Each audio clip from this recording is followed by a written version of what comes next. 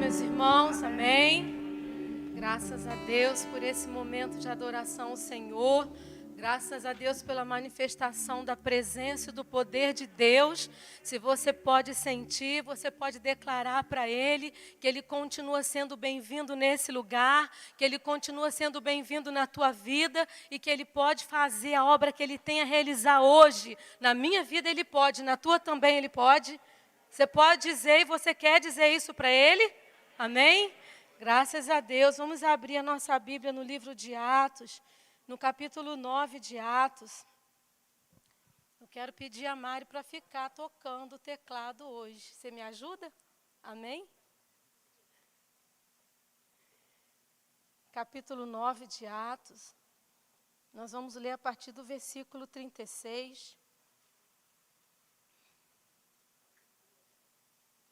Aleluia. Aleluia. Amém, irmãos? Podemos ler? Atos, capítulo 9, versículo 36. E havia em Jope uma discípula chamada Tabita, que traduzido se diz Dorcas. Esta estava cheia de boas obras e esmolas que fazia. E aconteceu naqueles dias que, enfermando ela, morreu. E tendo-a lavado, a depositaram num quarto alto. E como Lida era perto de Jope, ouvindo os discípulos que Pedro estava ali, lhe mandaram 2 varões, rogando-lhe que não se demorasse em vir ter com eles. E levantando-se Pedro, foi com eles. Quando chegou, o levaram ao quarto alto, e todas as viúvas o rodearam, chorando e mostrando as túnicas e vestes que Dorcas fizera quando estava com elas. Mas Pedro, fazendo-as sair a todas, pôs-se de joelho e orou. E voltando-se para o corpo, disse: Tabita, levanta-te. E ela abriu os olhos, e vendo a Pedro, assentou-se. E ele, dando-lhe a mão, a levantou. E chamando os santos e as viúvas, apresentou-lhe a viva. E foi isto notório por toda Jope. E muitos creram no Senhor. E ficou muitos dias em Jope, com certo Simão curtidor. Amém? A palavra do Senhor. Irmãos, podem se assentar. Mais uma vez, eu quero te convidar a orar. Vamos orar? Amém? Amém? Feche seus olhos mais uma vez. Deus, nós rendemos louvores ao Teu nome, porque sabemos que o Senhor está nesse lugar. Oh Deus, nós não estamos preocupados em cumprir aquilo que foi programado para essa noite. Nós estamos sim, Senhor, muito interessados em sentir a Tua presença, em tocar nas Tuas vestes e receber virtude do Senhor. Nós estamos profundamente interessados em receber o Teu poder, a Tua virtude em nossa vida, Pai. Oh Deus, por isso conduz esse momento da forma como o Senhor quer conduzir. Assim como o Senhor tem conduzido este culto até aqui, já falando aos nossos corações. Continua, Senhor, manifestando a Tua graça e movendo-se em nosso meio, Espírito Santo, da maneira como Tu queres, da maneira como eu preciso e como meus irmãos precisam. Nesta noite, nós declaramos, ó Deus, junto com os meus irmãos, eu quero declarar a Tua autoridade sobre a nossa vida. E mais uma vez dizer, com amor e gratidão, seja bem-vindo aqui, Senhor. Seja bem-vindo aqui. Seja bem-vindo neste lugar, Senhor. E que não haja nenhuma resistência em nossas vidas à ação, ao poder do Teu Espírito, Pai. Em nome de Jesus. Você pode dizer amém? Graças a Deus. Irmãos, nós estamos diante de um trecho da palavra do Senhor, que eu creio que traz despertamento, traz direção para a nossa vida. Aqui nesse livro, quando a gente ouve falar a respeito de uma mulher, sempre que nós ouvimos falar de Dorcas, nós ouvimos falar a respeito das boas obras, como ela se destacou. Ela realmente foi uma pessoa de destaque na sua época e é destacada até hoje pelas obras que ela fazia. E nós vemos na palavra do Senhor que não eram qualquer obra, mas a Bíblia enfatiza que eram boas obras. Aqui no versículo 36, a Bíblia diz, ela estava cheia de boas obras. Não era qualquer obra, não eram quaisquer obras, as obras que Dorcas realizava, porque eram obras feitas diante do Senhor, eram obras que tinham valor diante do Senhor, eram obras que eram boas aos olhos do Senhor. E nós vemos que a palavra de Deus enfatiza, então, as boas obras. E a gente sempre ouve falar da Dorca, das costuras, né? Das roupas que Dorca fazia. Mas, na verdade, nós sabemos que as boas obras de Dorca, como as boas obras que nós fazemos hoje, vemos algumas pessoas realizarem, são realmente expressão da fé que Dorcas tinha. As boas obras de Dorcas expressam o tipo de fé, a estrutura de fé que ela tinha. As boas obras de Dorcas são, na verdade, manifestação do estilo de vida que ela possuía. E era um estilo de vida que, em poucos versículos, a gente identifica como um estilo de vida amoroso, cuidadoso, interessado, altruísta, cheio de amor e de misericórdia e compaixão pela vida de outras pessoas. Essas são as obras, as obras são apenas a manifestação do que havia como essência na vida de Dorcas. E aí a gente se pergunta, quando a gente lê esse trecho, e a gente lê sobre as boas obras de Dorcas, a gente é levado a se perguntar, né? E o que tinha essa mulher de especial? O que tinha Dorcas que a levava a fazer boas obras e obras de valor eterno aos olhos de Deus, obras que glorificavam o nome do Senhor? E antes, então, ou mais do que falar das obras que Dorcas fazia, eu penso que é necessário a gente falar da essência que havia na vida de Dorcas e que é a essência do meu chamado, do teu chamado, a essência da vida cristã. Então, nós lemos na palavra de Deus, em tão poucos versículos, alguns princípios de Deus para a nossa vida, princípios de Deus para a nossa vida cristã. Amém?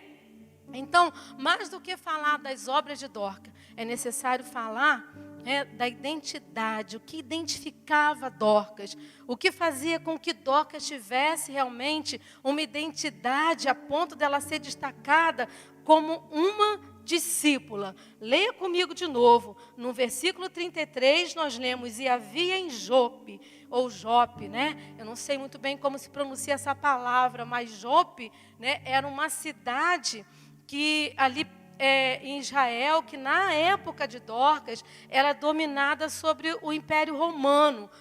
Em Jope, havia ali uma discípula. E Jope era uma cidade que, apesar de ser dominada pelo Império Romano, domínio político era dos romanos, havia uma forte influência da cultura grega sobre aquele território. E por que é importante a gente entender isso? Porque essa cultura grega era uma cultura que trazia diversas influências, diversos conceitos para as pessoas daquela época. Era uma cultura que adorava a deuses pagãos, a deuses falsos. Então, Dorcas vivia numa cultura que massacrava, que discriminava totalmente a vida das mulheres. Uma mulher, na época de Dorcas, debaixo dessa cultura helenista, que era uma cultura de influência grega, né?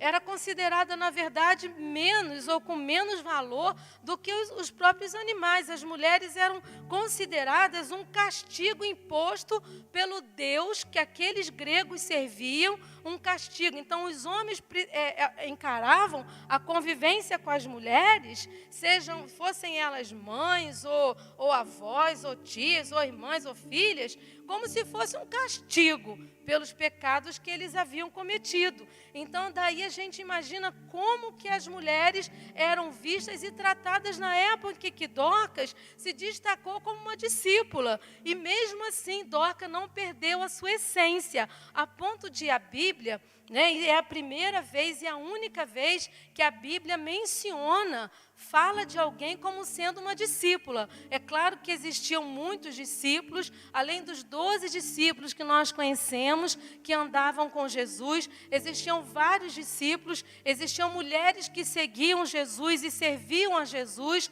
como a gente lê no Evangelho de Lucas, no capítulo 8, mas Lucas, inspirado pelo Espírito Santo, ele vai caracterizar essa mulher chamada Dorcas, que vivia numa cultura totalmente discriminatória, preconceituosa. Ele vai caracterizar, instruído, inspirado pelo Espírito Santo, a chamar Dorcas de discípula.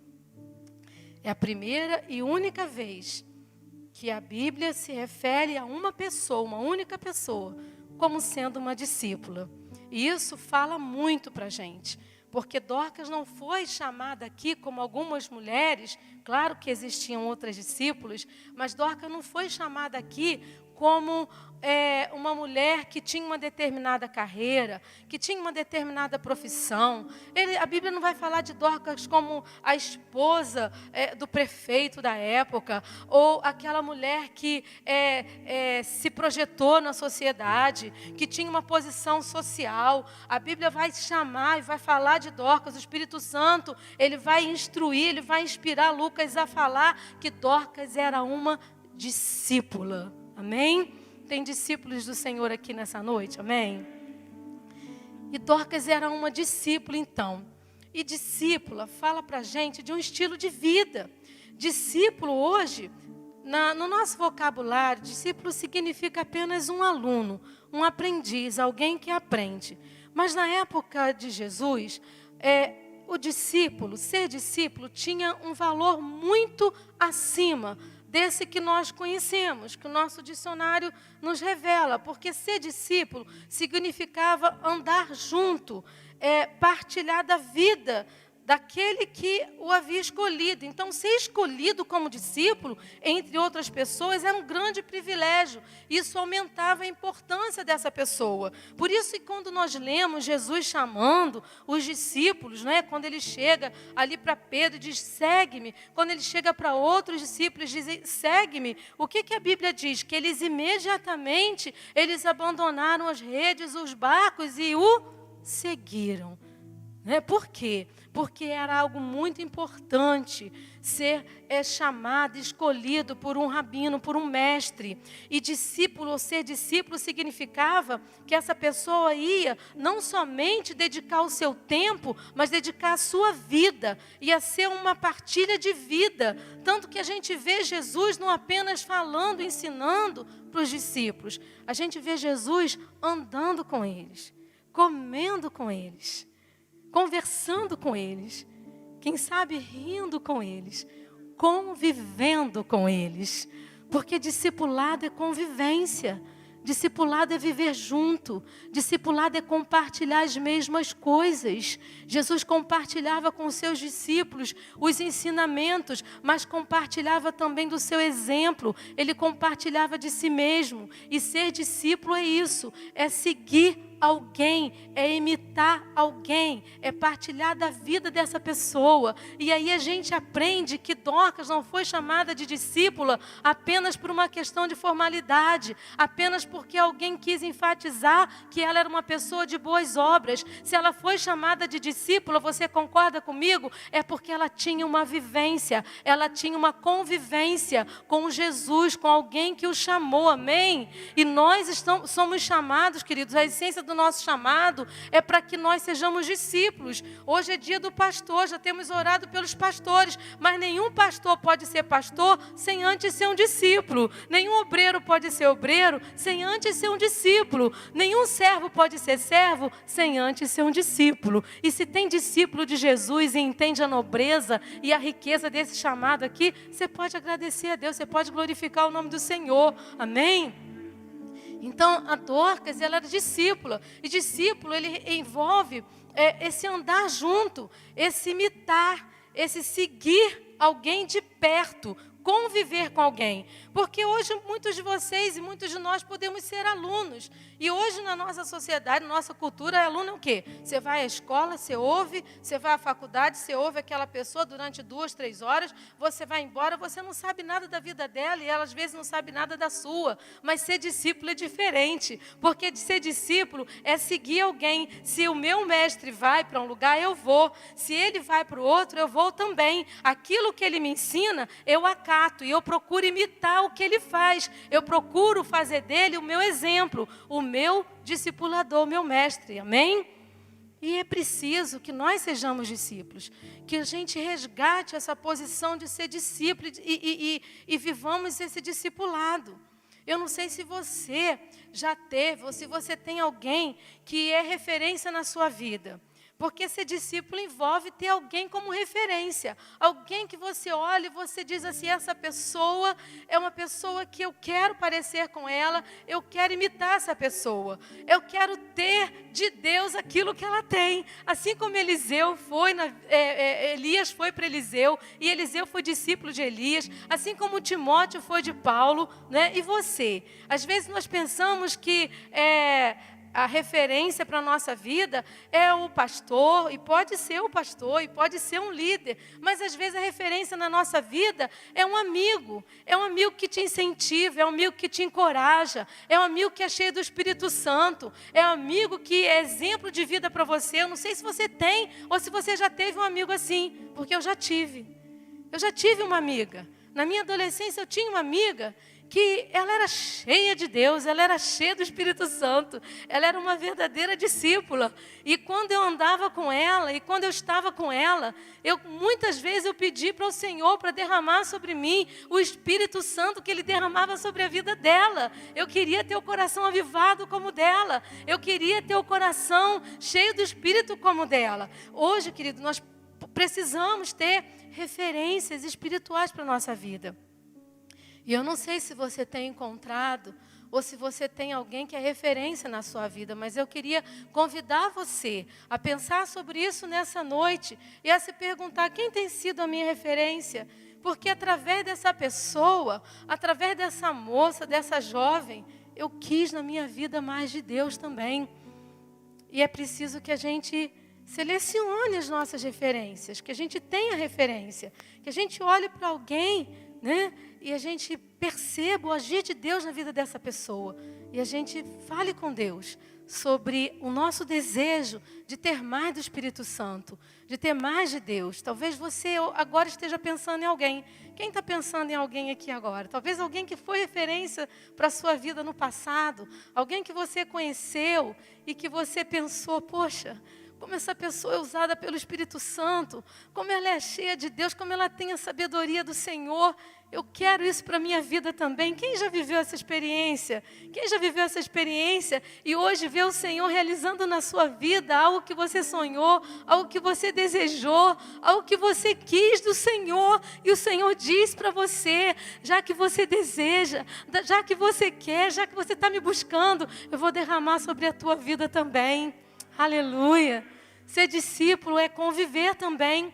Porque ser discípulo não é só conviver com o mestre, não é só conviver com aquele a que a gente segue, que no caso pode ser Jesus, pode ser um líder, pode ser alguém que é referência espiritual na sua vida, mas ser discípulo é também conviver com outros discípulos.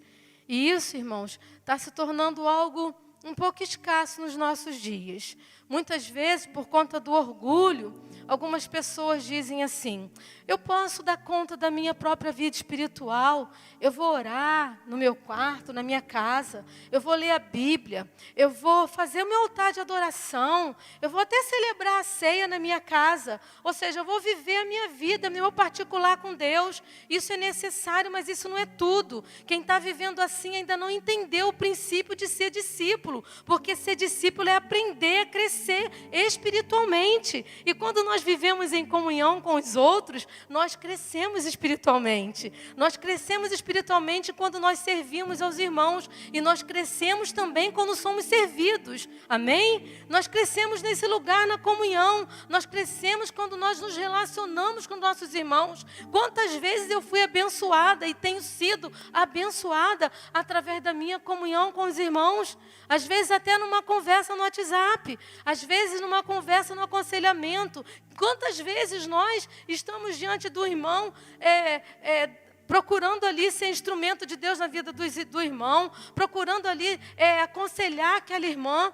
E nesse momento, Deus nos toma, Deus nos enche, Deus nos abençoa, Deus nos edifica, Deus nos renova, Deus nos fortalece e às vezes traz direções para a nossa própria vida, exatamente naquele momento que a gente está ministrando sobre outra vida, porque esse é o princípio do corpo, esse é o princípio da igreja. Na convivência nós somos edificados, na convivência nós somos fortalecidos, na convivência nós crescemos espiritualmente. Então, irmãos, nós precisamos banir da nossa vida todo individualismo e aquilo que tem levado muitas vezes alguns irmãos a viver isoladamente, uma vida desprovida da comunhão, uma vida desprovida da alegria do relacionamento. Amém? Precisamos resgatar o discipulado na nossa vida. Amém, queridos? E essa discípula que dava fruto, essa discípula que era cheia de boas obras, essa discípula que expressava a sua fé através de comportamento, de atitudes que glorificavam, que exaltavam o nome do Senhor. A Bíblia diz aqui, na sua Bíblia, se você está com ela aberta, a Bíblia vai dizer que aconteceu naqueles dias que essa discípula ficou enferma. Ela ficou enferma, irmãos. Porque discípulo adoece, não é verdade? Muitas vezes, alguns podem se perguntar, mas por que eu, Senhor? Você imagina Dorcas assim? Dorcas era uma? Gente, Dorcas era uma? Ela não era apenas a esposa de alguém. Ela não era alguém que ocupava um cargo importante na sua época. Ela era discípula. E se ela era discípula, eu não consigo imaginar Dorcas. Não consigo imaginar Dorcas perguntando, por que eu, Senhor?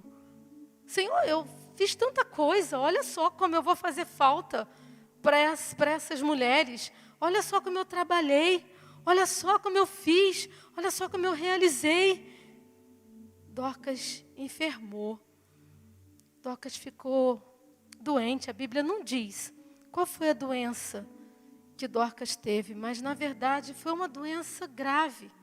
Com certeza foi uma doença grave. Muitos de nós que estamos aqui já fomos acometidos por doenças graves. E se estamos aqui, é porque experimentamos o poder da cura. Porque nós fomos tocados pelo Senhor. Porque fomos tocados e o Senhor ministrou saúde para nós. Você que já viveu uma doença grave, você que já foi talvez desenganado pela palavra de um médico, você que talvez era estéril e o médico disse, não tem como engravidar, não tem como gerar. Você que o médico olhou para você e disse, isso não tem cura. Mas você está aqui hoje e você pode glorificar a Deus pela sua cura. Você pode glorificar a Deus porque Deus tocou em você e você foi curado. Mas nós que experimentamos momentos de aflição com enfermidades, nós sabemos como é difícil passar por esses momentos. Nós sabemos como é difícil atravessarmos momentos de aflição quando o nosso corpo está frágil, quando o nosso corpo está enfermo. Não foi diferente para Dorcas, foi difícil também para ela. Foi difícil também para ela atravessar aquele momento de enfermidade. Mas como que você imagina que Dorcas atravessou? Será que ela atravessou murmurando? Será que ela atravessou questionando? Será que ela começou a duvidar do poder de Deus na sua vida? Não, meus irmãos. Um discípulo, uma discípula, na hora da adversidade, na hora da aflição, ele não duvida de que Deus está com ele. Ele não duvida de que Deus é, Deus está e que Deus faz. Amém? Diga comigo, um discípulo não duvida de que Deus é, de que Deus está e de que Deus faz. Você precisa profetizar para a tua vida, que Deus é, Deus está e Deus faz. E eu creio que foi isso que Dorcas fez naqueles dias de enfermidade, naqueles dias de aflição. Ela profetizou. E às vezes, quem sabe, ela até mesmo cantou. Você já cantou um hino de adoração ao Senhor na hora da sua luta? Na hora da sua aflição? Na hora da sua enfermidade? Você que está balançando a cabeça, irmão Marcos, né? Irmão Marcos, já cantou um louvor ao Senhor na hora da sua dor? Você já exaltou o Senhor na hora da sua enfermidade? Você lembra qual foi o louvor que você cantou? Qual foi o hino que você tirou para adorar o Senhor? Qual foi o hino que o Espírito Santo colocou no teu coração? Qual foi a canção que o Espírito Santo inspirou você para naquele momento você adorar o Senhor? Quem se lembra desse louvor, dessa ocasião? Quem se lembra? Levanta sua mãozinha assim, se você se lembra. Levanta a sua mão. Levanta a sua mão e glorifica o Senhor. Porque Ele te deu uma canção inspirada pelo Espírito Santo. Para você cantar. E através dessa canção o Senhor ministrou cura. Ministrou restauração no teu coração. E eu creio que Dorcas também cantava. Eu creio que Dorcas também ministrava ao coração do Senhor. Como um discípulo ministra na hora da aflição. Como um discípulo sabe cantar. Ele não precisa cantar, mas ele sabe cantar. O Espírito Santo que habita na vida de um discípulo leva a ele, dá poder a ele, dá autoridade a ele para que ele cante. Eu quero declarar para a tua vida que o Espírito Santo tem autoridade para você. E se você está passando por um momento de aflição, de luta, de enfermidade, se muitos porquês têm vindo ao teu coração, abra o seu coração nessa noite, porque o Espírito Santo vai te dar uma canção. Enquanto você chora, enquanto você geme aos pés do Senhor, você também canta. E como é glorioso cantar, quando a luta está nos cercando, como é glorioso ministrar o coração de Deus. Quando você entra no seu quarto, ou quando você está na casa do Senhor e você diz, te louvarei, não importa as circunstâncias. Te louvarei, Senhor. Eu vou te louvar, eu vou te adorar. Você lembra? Você lembra que o Espírito Santo foi sussurrando no teu ouvido? Ele foi sussurrando no teu espírito? E você começou a abrir a boca? E você começou a adorar o Senhor? Eu acho que foi assim que Dorcas atravessou aquele momento. Eu acho que ela atravessou cantando. Quem sabe cantando um louvor muito antigo que diz: posso ouvir Jesus chamando. Quem sabe? Posso ouvir Jesus chamando. Posso ouvir Jesus chamando. Toma a cruz e segue-me.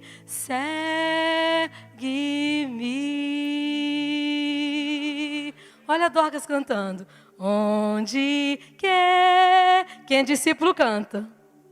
Me guie, onde quer que a cruz me guie. Onde quer que a cruz me guie. Você leva? Eu a levo sempre fiel. Escuta, irmãos, escuta aqui. Escuta, eu posso imaginar Dorcas cantando. E posso ver discípulos aqui hoje cantando também comigo. Graça e glória me promete. Graça e glória me promete. Graça e glória me promete. E me leva até o fim. Aleluia.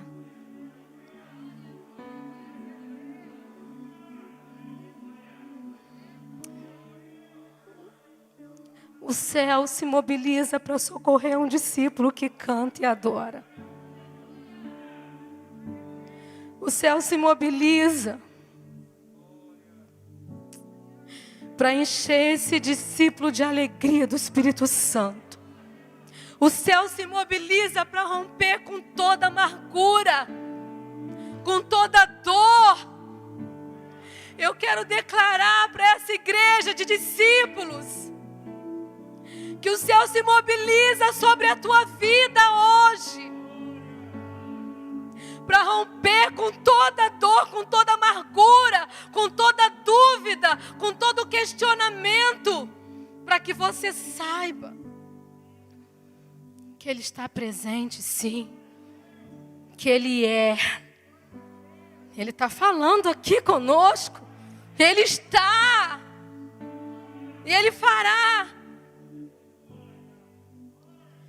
E essa discípula, que era cheia de bons frutos, que era cheia de boas obras, que estava frutificando, ela não apenas enfermou, irmãos, ela morreu.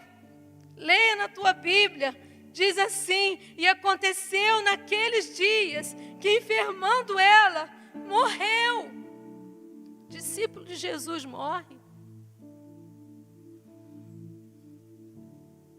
Discípulo de Jesus também morre. Morre para encontrar com Jesus. Morre para provar a eternidade. Morre para provar das coisas excelentes. Morre para provar da glória de Deus de uma forma que nós não provamos ainda.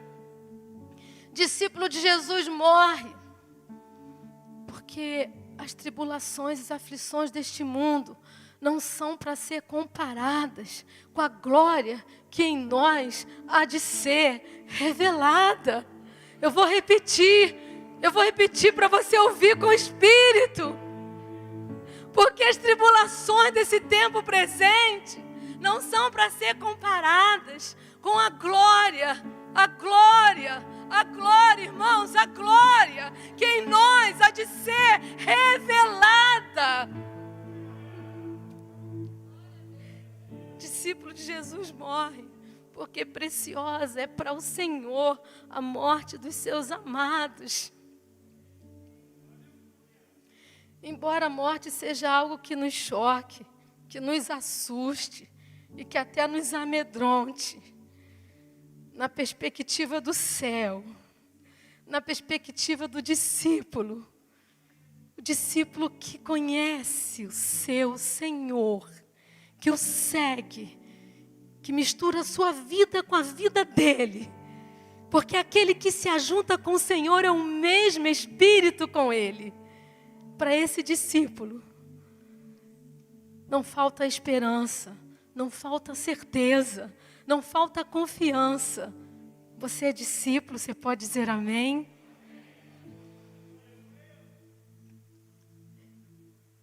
Foi quando Pedro chegou na casa de Dorcas, orou por ela e ela ressuscitou. Porque eu aprendo, irmãos, que quando você é discípulo, Jesus é exaltado na sua vida, é exaltado na sua aflição e é exaltado na sua morte. Jesus é exaltado na minha vida. Eu quero repetir com você isso. Fala assim comigo: Jesus é exaltado na minha vida. Jesus é exaltado na minha aflição. Jesus é exaltado até na minha morte. E Jesus é exaltado na minha ressurreição. Porque cada um de nós vamos ressuscitar. Porque Dorcas ressuscitou para tornar a morrer. Mas se você receber Jesus, crer no Senhor Jesus, você vai ressuscitar para nunca mais morrer. Você percebe a diferença? Você percebe a diferença? O Senhor diz na sua palavra. Disse-lhe Jesus: eu sou a ressurreição e a vida. Quem crê em mim, ainda que esteja morto, viverá. Mas pastora, você veio falar de morte? Não, eu vim falar de vida. Eu vim falar da vida, a vida que está aqui, a vida que se chama Jesus, a vida que quer te dar vida, porque Ele diz: eu vim para que tenham vida e a tenham em abundância. E nós precisamos olhar para essa palavra e entender que quando Pedro chegou à casa de Dorcas, ele orou e ela ressuscitou. E por que que Deus ressuscitou a Dorcas? Por que que Jesus ressuscitou, usou Pedro? Pedro orou, mas quem ressuscitou foi Deus. Quem ressuscitou foi Jesus. Por que que Jesus ressuscitou a Dorcas? Teve um propósito na enfermidade, teve um propósito na morte, teve um propósito na ressurreição, teve um propósito em que Dorcas voltasse a viver. Você está respirando? Faz assim para ter certeza. Quem está respirando e tem certeza, dá um amém aí bem forte. Você está respirando? Se você está respirando e está aí, é porque tem um propósito na sua vida. Tem um propósito em que eu esteja viva. Tem um propósito que você esteja vivo, irmãos. Fala para alguém que está do teu lado, aí pertinho de você. Tem um propósito que você esteja aqui. Tem um propósito de Deus em que você esteja vivo. E aí Pedro vai, ora por Dorcas. E Dorcas ressuscita. E a Bíblia diz que ela abriu os olhos e vendo a preda sentou-se. E ele, Pedro, dando-lhe a mão, levantou. E chamando os santos e as viúvas, apresentou-lhe a viva. E Jesus quer apresentar você vivo. Ele quer me apresentar viva. Nós estamos falando aqui na palavra de uma morte natural. Mas eu quero fazer uso desse texto para falar de uma morte e de uma vida espiritual que está acessível para mim e para você.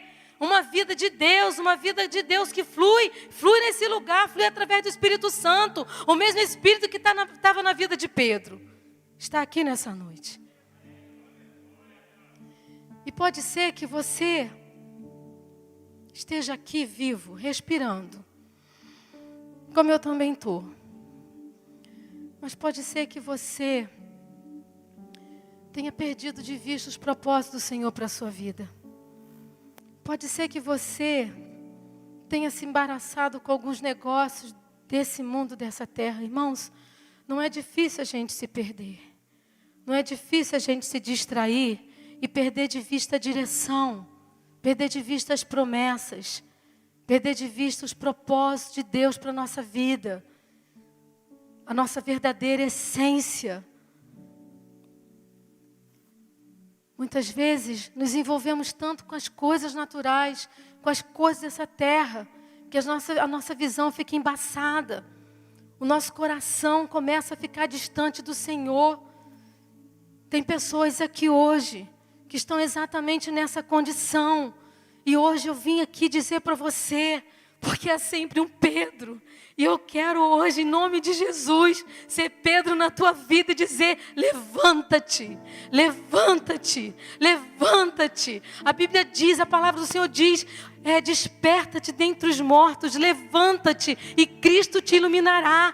Deus quer que você esteja vivo. Deus quer apresentar você viva, viva diante do Pai, viva diante de Deus. Deus quer devolver você como devolveu Dorcas e devolver você a si mesma, devolver você para você mesmo, para os seus propósitos, para os seus sonhos, para as promessas que Deus um dia colocou no seu coração. Deus quer restaurar a nossa vida para que a gente se volte completamente para Ele. Deus quer acender aquela chama que está apagada. Deus quer acender aquela chama que glorifica o nome dEle. E eu quero dizer para você nessa noite que Deus hoje diz para você: levanta-te, levanta-te. Se você se levantar como Dorcas, se você ouvir a voz do Espírito Santo, e talvez você esteja aí há tanto tempo, você esteja aqui na casa de Deus há tanto tempo, mas você não sente mais a presença do Espírito Santo,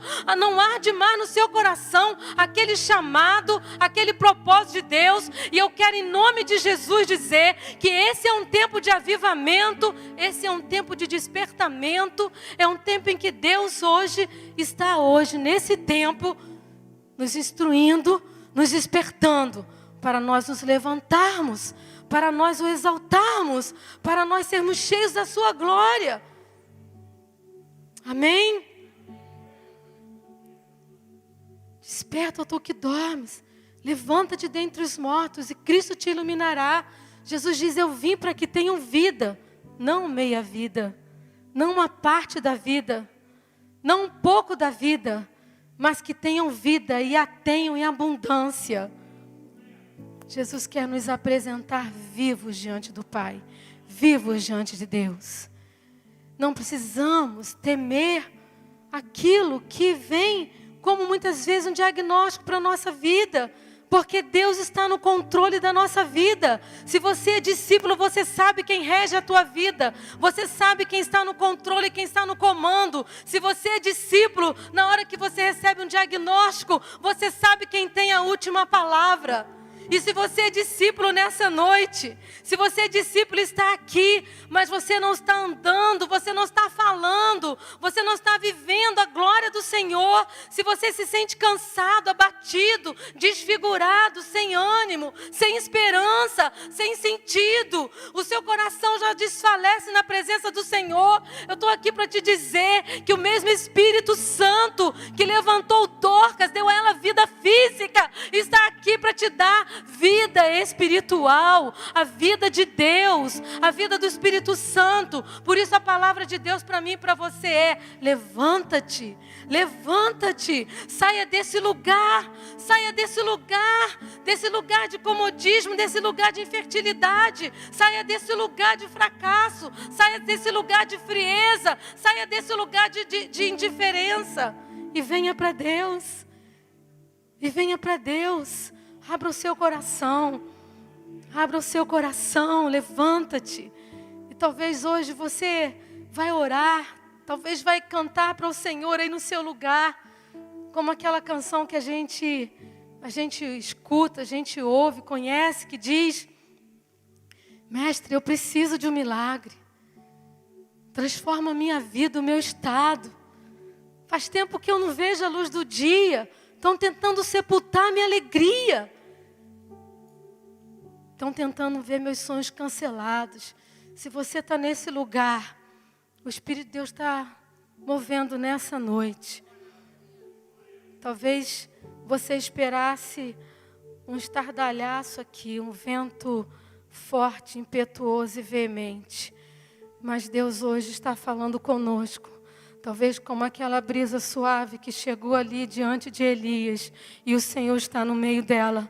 Não duvide da presença do poder de Deus, porque você não ouve um barulho extraordinário. Não duvide da presença do poder de Deus, porque quando Pedro entrou naquele quarto lá no alto, ele entrou sozinho naquele lugar. Não tinha ninguém glorificando, não tinha ninguém intercedendo, mas o Espírito de Deus estava ali. E eu tenho certeza que o Espírito Santo, o Espírito de Deus está aqui, e Ele pode hoje tocar na sua vida e te levantar. E quando você orar, e quando você buscar, e quando você invocar o nome do Senhor, neste lugar onde você está, o Espírito de Deus vai te levantar, você vai abrir os seus olhos, Ele vai te devolver a visão espiritual, porque hoje talvez tudo que você vê te remete ao medo, te remete ao fracasso, te remete à frieza, te remete à infertilidade, mas Deus te levanta e Ele coloca um Pedro na tua vida para te dar a mão, para você ficar de pé e voltar ao lugar da onde você não poderia ter saído. E em nome de Jesus, pelo poder da palavra do Senhor, levanta-te e resplandece, porque já vem a tua luz e a glória do Senhor vai nascendo sobre a tua vida. Vai nascendo sobre ti a glória do Senhor. A glória do Senhor vai nascendo sobre ti. A glória do Senhor vai nascendo sobre ti. Eu quero convidar você que é discípulo a levantar a sua mão e profetizar nesse lugar. A glória do Senhor vai nascendo sobre ti. Talvez você queira hoje e precise profetizar sobre o irmão que está do teu lado. Sem conhecer o nome dele, você pode dizer: levanta-te e resplandece. Levanta-te e resplandece. Irmãos, a palavra de Deus diz que a escuridão, as trevas cobrem a terra, e a escuridão os povos, o povo o povo que não teme ao Senhor está cego, porque só vê desgraça, só vê um destino cruel, só vê negritude à sua frente, só vê fracasso, as portas estão fechadas. Mas a palavra de Deus sobre o povo que teme ao Senhor e sobre os discípulos de Jesus, há uma palavra diferente, está em Isaías, e eu quero declarar e convidar você a profetizar sobre a sua vida e sobre a tua casa. Levanta-te e resplandece, porque já vem a glória do Senhor. Ei, a glória do Senhor, a virtude do Senhor vai nascendo sobre a tua vida. Jesus está devolvendo e restituindo aquela promessa que você se esqueceu. Jesus restitui, Senhor, Jesus restitui a chama do Espírito no teu coração, para você voltar a falar em mistério com Ele. Jesus devolve a você a sua herança espiritual. Jesus devolveu Dorcas para aquela comunidade, e Jesus quer devolver homens e mulheres aqui nessa noite. Jesus quer devolver para a sua família. Mas eu não saí de casa, pastora. Mas você não tem mais palavra de bênção. Você não tem mais palavra de afeto. O teu coração está seco. Jesus hoje diz: levanta-te, levanta-te, porque o Espírito Santo vai colocar na tua boca uma palavra de salvação, uma palavra de bênção, uma palavra profética. Você não vai voltar do mesmo jeito, porque quando o Espírito de vida, Ele nos possui, Ele entra em nós.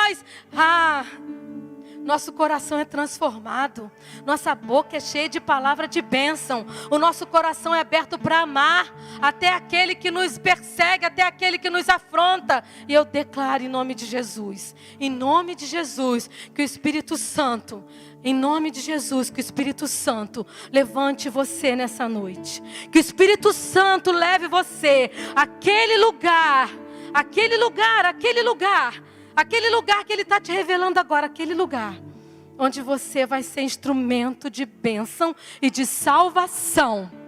Dentro da tua casa, do teu lar, você vai voltar a orar, você vai voltar a profetizar, você vai voltar a ser instrumento e canal de bênção para alguém que precisa